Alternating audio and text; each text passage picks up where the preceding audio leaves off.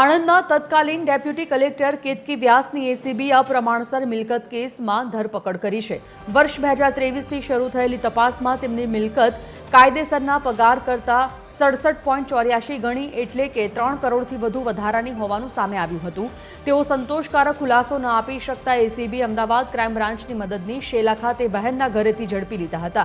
તેમણે માતા પિતાના નામે બોડકદેવ, ત્રાગડ અને વિરમગામમાં ફ્લેટ, બંગલો તેમજ દુકાનો વસાવી છે। કોર્ટ દ્વારા આગોતરા જામીન નામંજૂર થતા એસીબીએ આ કાર્યવાહી કરી છે અને આજે તેમના ફ્લેટનું પંચનામું હાથ ધરાશે।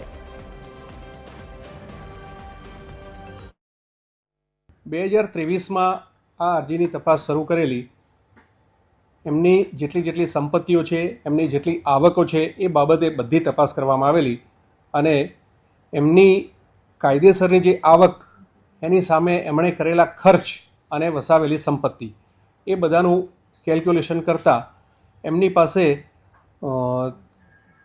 68.84% એટલે કે 3,56,03,910 રૂપિયાની મિલકતો વધારે જણાયેલી।